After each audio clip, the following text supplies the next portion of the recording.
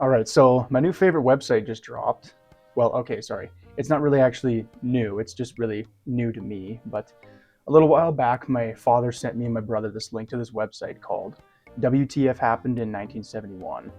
And it's basically just this website that has a whole bunch of graphs and data and infographics that tell a bit of an interesting story where they show a lot of like economic and cultural and societal metrics that have changed since 1971. And when you take a bit of a deeper look at it, it tells a bit of an interesting story. And you might be asking the question, well, why do we care about the year 1971? So, for a little bit of background information here, or if you were one of the 8 people that happened to watch my last video, you'll understand that in 1971, the United States made a very critical economic decision to remove the gold standard. And with the removal of this gold standard, the United States, as well as the rest of the world, was kind of ushered into this new financial paradigm that has largely shaped the world that we see today. And it actually tells a pretty compelling story when you consider a lot of the issues that we see right now, whether that's inflation, the rising cost of living for everyone, housing unaffordability, and just a lot of this nonsensical government spending that we see all over the place.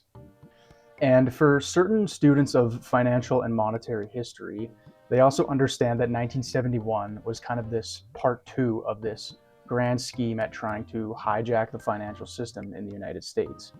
Whereas if we go back a few years before 1971, you have the creation of the Federal Reserve in 1913, where you had these guys that hopped on to one of these things, and then they went here, then they came up with the idea for this thing, and then they convinced this guy to do it, and chaos ensued. But yeah, so before 1971, the United States operated on a gold standard of sorts, which basically meant that every single dollar that would be printed fiscally had to be backed by actual physical gold in the United States Treasury. And that, of course, is very different from the world that we live in today, where every dollar basically gets printed out of thin air and to a virtually unlimited amount.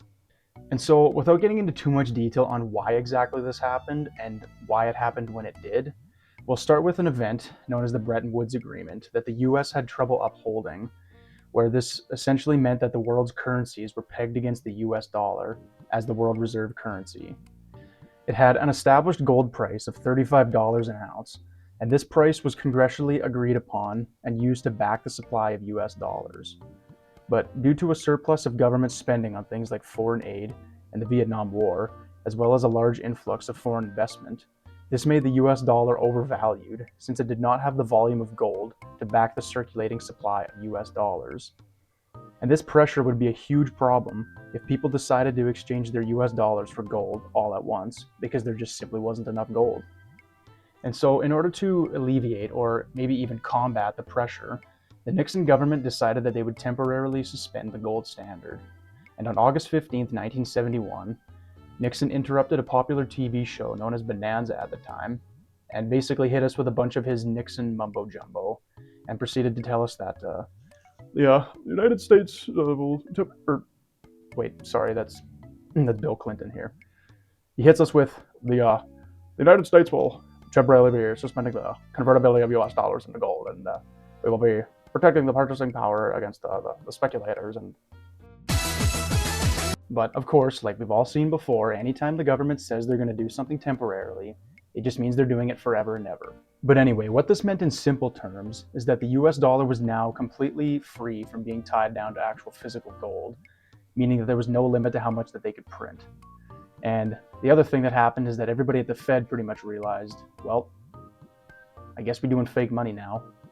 So since this was not, in fact, a temporary fix, we ended up seeing some pretty interesting things transpire over the next few decades. So now that money could be printed to a virtually unlimited extent, this meant that the supply of money was going to expand at an increasing rate. And in a practical sense, it really just meant that people's purchasing power was about to get a nice pee-pee whack. And the other glaring issue here with this new paradigm is that the money that was created, of course, carried interest that was owed to the Fed. But the money that is created is really only the principal, meaning that the money for the interest doesn't actually practically or tangibly exist. So in order to pay off the interest and not default, you have to create more money, which, well, you guessed it, carries its own interest as well. And this whole thing is just going to keep compounding and spiraling, and eventually you get wonderful looking graphs like this one. But anyway, back to the website. Given this background information that we now know, we can see how this story has unfolded over the last 50 years. And when looking specifically at this website, you can find a very interesting story being told, because it kind of starts off with a lot of the economic and the monetary changes that happened over this period of time. But the further down you go, it starts to reveal some of the deeper societal changes. And you even get into some pretty obscure things that changed, like vegetable oil consumption and obesity, among other things that we're going to see. Now, of course, that's not to say that every single problem that we see in society today is somehow traced back to this one particular financial decision. But I do think it makes a pretty compelling argument when you consider that issues created around people's money are often going to seep into the lives of pretty much everybody in society, and it's going to affect them on a very deep and profound level. But other than that, let's get into some of the data. Let's get into it here. So here's the website. You can see that there's quite a bit here. Go all the way down there, but we'll kind of just chisel. Like we won't go through everything here, of course, because like it's not all like all that important and not all that kind of stuff that's that interesting, I guess. But I'll stick with whichever ones are most important and whatever ones are most interesting. So the first one here, worker pay has not kept pace with productivity since the 1970s. And you'll notice that a lot of these graphs kind of have 1971 marked off on them. So that's one thing to pay attention to as we go through them. So here's the first one, of course. Hourly compensation has been pretty much flat while net productivity increases. Real GDP, real wages, and trade policies in the US. And of course, the important ones here would be the real median weekly earnings, of course, remains flat, whereas real GDP continues to go up. Income growth from 1917 to 2012, of course, with the top 1% of earners and the bottom 90%, and there's 1971 right there.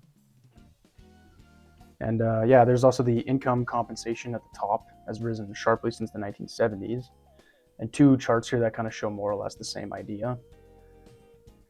The Gini ratio for families, simply put, the higher it is, then the more unequal income inequality. Okay, wait. More unequal income inequality. More. That seems kind of. What even is that? Is that like? That seems like a double negative of some sorts. Like more unequal income okay, you know what? Maybe I'm just overthinking it. Yeah, of course. The higher it is, the more unequal the income inequality is. All right.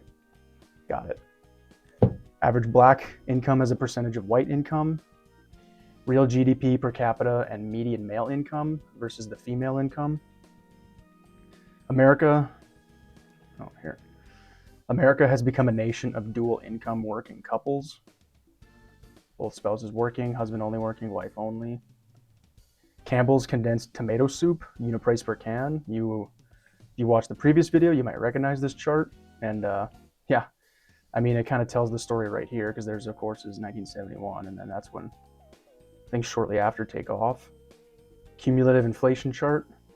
This is going from 1913 to 2022, and of course, 1913 being the year when the Federal Reserve was created, which, like mentioned earlier in the video, when the whole scheme was kind of kicked off here. So this is when it begins, and then, of course, every year following is when you get cumulative and compounding inflation, because cumulative usually means that it's just getting added on each year. So this is kind of like 92% and then 75%, and that just continues on and on. And around 1971, we of course see that start to take off there. US Consumer Price Index from 1775 to 2024. I don't even know how they even calculate that. I mean, I seriously doubt they were tracking it in 1775, so they must have some way of calculating it. Electricity, food, and fruit CPI. Average sales price of houses sold for the United States divided by federal minimum hourly wage for non-farmer workers for the United States. Huh. Yep, so of course there's 1971 right there. And one kind of funny thing I noticed here is so those of you who are familiar with, technical analysis probably recognize this as a Livermore accumulation cylinder. Like if we go over here and type in Liver King, Livermore accumulation cylinder. If it decides to load, bleh. Yeah, here it is. You got 1, 2, 3, 4, 5, 6, 7, 8. You look at here, you got 1, 2, 3, 4, 5, 6, 7, 8. How long does it take to save for an average house? We go from an average of about 2 years to an average of about 7 years. And wouldn't you know, it's 1971. Home value change versus income change going back to 1965. And look at this, there's that accumulation cylinder again. And of course the income change is pretty flat too. So there's quite a big spread there happening. And so you can imagine how we've run into the housing unaffordability issue that we see today. Official gold reserves and gold price.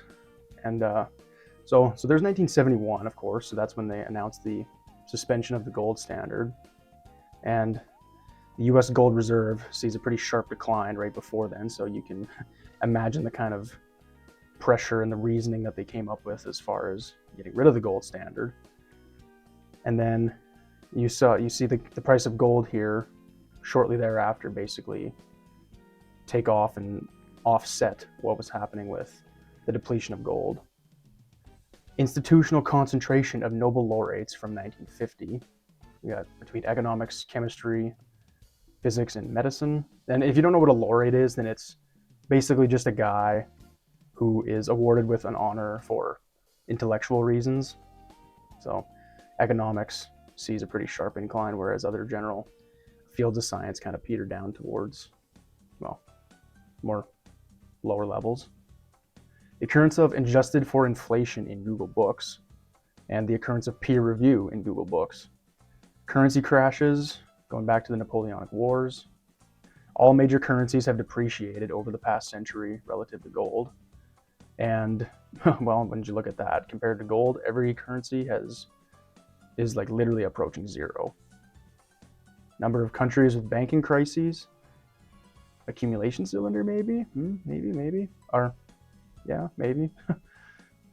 Oh, yeah. And here's a juicy one here. You got the U.S. national debt going back to 1900 to 2020. And, I mean, you talk about hockey stick graphs. I mean, typically those graphs are like they kind of go straight for a while and then they shoot up. But like this is a vertical hockey stick graph. Like I'm talking, you take your hockey stick and you lean it up against the wall. Like that's the type of vicious acceleration that we see. Because of course, like we mentioned with the compounding interest that you owe, when you owe interest on interest and then more interest on that more interest, this is what happens here. And this one here I thought was kind of funny here. The U.S. has given Israel over $250 billion in military aid. Now this of course is tracked in constant 2024 dollars, but if we look over the past 50 years and it's literally just a nice perfect staircase, it's you can almost say that it's Jacob's ladder. Okay. S&P 500 price to earnings ratio and the Shiller price to earnings ratio. And if you're unfamiliar with the Shiller price to earnings ratio, all that it essentially means is that they include the last 10 years. They divide it by the average of the previous 10 years because it's supposed to help kind of smoothen out any inflationary effects that might happen. Working hours to buy the S&P 500. Market capitalization by sector. We've got here resources and financials are kind of the big ones, and then others are lumped in there as well. This one, I like this graph because I think that there is an interesting story told. Like the deeper that you get into kind of studying financial theory and markets and stock markets and all that, you'll realize that there is a cycle that is buried under everything. And you kind of will notice that if you look at the big picture of economics, that there's kind of this teeter-tottering effect where you'll see financials perform better at certain periods of time, and then it'll cycle into resources performing better into a period of time. So that's probably another video for another day, but if you took a good look at this chart, you can kind of see how when financials kind of tick upwards, resources kind of come downwards, and vice versa. When resources outperform, you see the financials kind of consolidate there. But again, that's another video for another time. United States goods trade balance. Of course, after 1971, you see that the United States becomes a very large debtor and consumer nation. Cost of a barrel of oil in nominal terms. So this one is a very interesting chart, actually, and it's a very important one too, because a lot of people overlook the fact that oil is really just it's the foundation of how we live our lives today. Like it's the thing that produces everything, it heats everything, it runs every engine that transports everything, it transports people, goods, all that stuff, heats homes, makes the plastic, upholds the electrical grid, like it does everything. So when you have well, and the other thing too is that oil is also one of the most inflation sensitive assets for that specific reason. When money supply ticks up, you tend to get more increased spending because of that excess money. And then increased spending, almost doesn't even matter what it buys, is probably going to consume oil. So that's why you see oil demand kind of drive up in certain periods here. But again, we could probably get into that in another video in the future. Interest rates since 3000 BC. Maybe zoom in a bit there, which I don't know where they get the 3000 BC interest rate from. I would imagine that they're probably referring to the Egyptians or something. But yeah, I mean, what do you mean, like 3000 BC? That's like pre-flood, antediluvian, Atlantean kingdom interest rates or something. Long-term government bond yields for 10-year yields, and this includes various countries like Japan, US, Germany, and all that. So there's 1971 right there. But it's interesting that they kind of lump in interest rates, like an interest rate chart with this website, because I mean, based off of what I've learned, I tend to think that interest rates, well, okay, I suppose it could fit in here reasonably, because interest rates tend to act as a throttle on inflation, because a lot of the time interest rates are raised as a response to help alleviate inflation, and then they get lowered in order to spur economic activity. So we do see a bit of an incline here, but this was largely, the biggest cause for this was probably because of the baby boomers that were entering home buying years, buying lots of homes. A lot of mortgage lending was happening because of this, and if you watch my previous video, you'll see that mortgage lending tends to create credit, which is therefore currency expansion. So that's why you probably saw this big increase here. And world per capita energy consumption with various different energy sources here. This one, I would say this one probably surprised me a little bit, just because we see a pretty sharp increase happening after World War II. And then after 1971, we see things kind of flatline here, which it was this kind of plateauing here that was a bit surprising to me, because you would think with the new financial paradigm that kind of throws gas on the fire that is inflation, that you would see higher consumption, but there's probably some degree of, I'm not sure, maybe like, yeah, I don't know, it's hard to say. I'd have to look into that one a bit more, I think.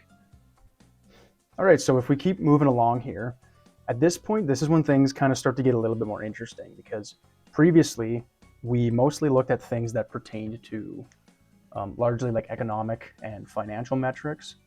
But from pretty much this point on, we start to see how a lot of the more societal issues start to get tackled, and some of the more obscure things that we see change as a result of this new financial paradigm that we see. So starting with this one here, we've got the ideological positions of major political parties. You see kind of a convergence happening around World War II, which is not too hard to imagine. But then, of course, around 1971, we see divergence happening once again. Political speeches now use simpler language and express more sentiments. And, well, if this isn't obvious enough right now, I mean, you look at some of the people that we've had in office lately.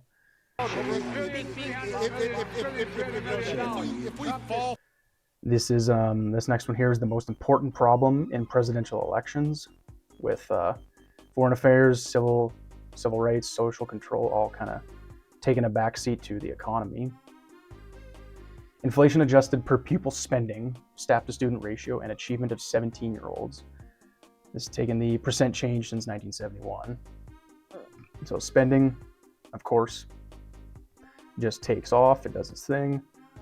Whereas the reading scores, math, science, all just stays pretty much flat. And science, even here notably, just tends to decrease. Number of lawyers and population per lawyer, going back to 1850. 1971, off they go. And I was reminded, when I saw this chart, I was reminded of a saying of a wise man that I once heard. He said, he said this, but he figured this out. He calculated that if you took all the lawyers in the world and circled them around the globe, just line them up, he figured out that if you did that, we would all be better off.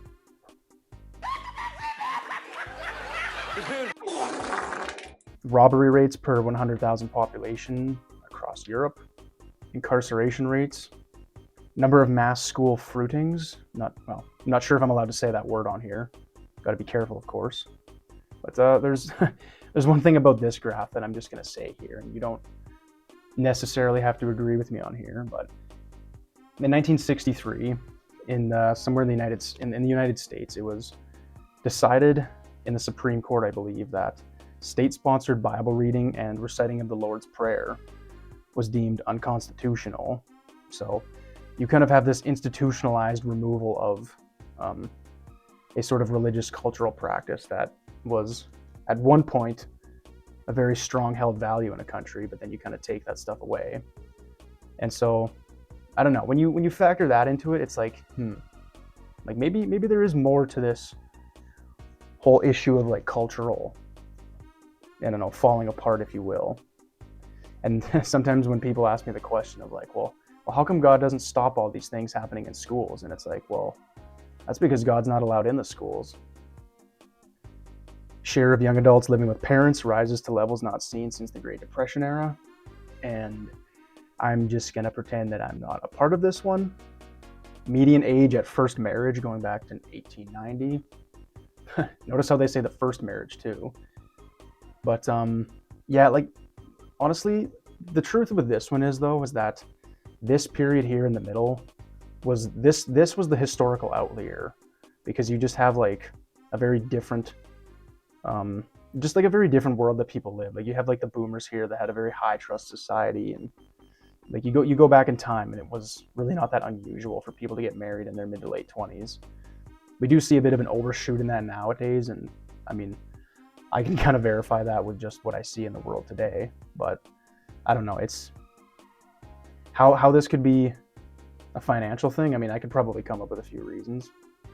Divorce prevalence by age, going back to 1950, takes off around 1971.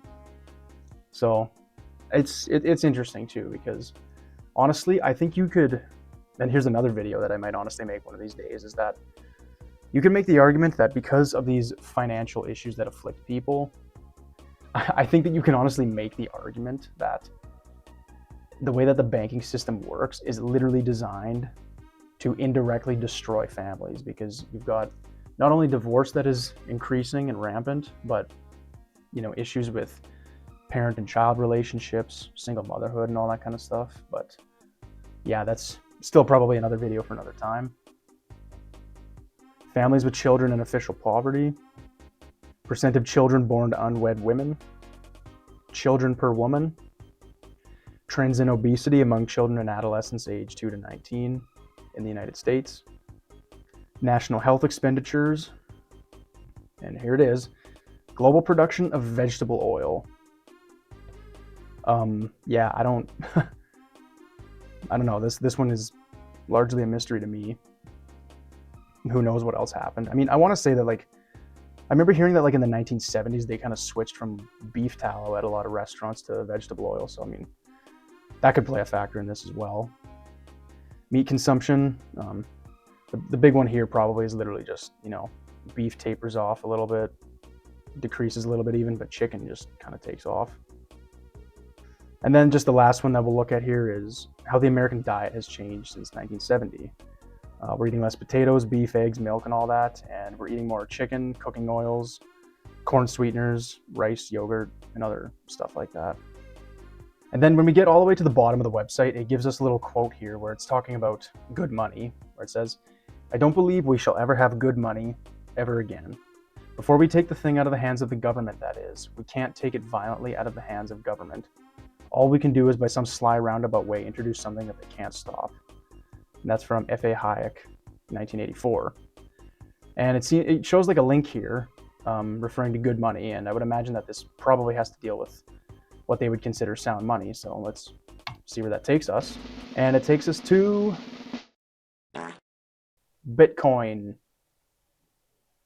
Bitcoin. Brilliant. Okay. So yeah, that's the website. And hopefully you can see kind of what I was saying when I talked about how this website showed a pretty interesting story. Because of course, when you're talking about issues that regard money, and when you consider the fact that money is one of these things that essentially affects the lives of pretty much everybody, regardless of how wealthy you are, you can see how when certain institutions decide to create these new paradigms that we're kind of forced to operate under, we can actually look back and see how these particular decisions kind of shape the world that we live in today. It's also interesting when you consider how this was originally one of these things that was intended to stabilize things. But in an attempt to stabilize the currency, it actually became the very thing that ultimately destroyed it over a long enough period of time. And it's interesting, again, when you look at how what originally began as just a simple tightening of people's bank accounts and their financials eventually degenerated and mutated into this thing that ended up creating increased crime, poverty, and family division. Another big realization that I've made over the past few years that has kind of been reaffirmed by this story is that a lot of people are way too focused and they get way too caught up in what's happening on the political stage, when in reality you have the financial powers, which are basically the people that make decisions that actually affect our lives, and they are the ones that are operating in the shadows that really hold the power, despite what people think. And yeah, so of course, like I said earlier, not every single problem that we see today in society is the result of this one particular decision that destroyed people's purchasing power. But I do think it kicks off an interesting discussion that leads people to consider other things that are not necessarily very popular and presented to a lot of people. And sometimes you kind of have to look behind the curtain and to see who's actually pulling the strings. But anyway, that's kind of my little spiel, and thanks for joining me, and be sure to stay tuned for more as I look to find more interesting websites and topics to share with you guys. See ya.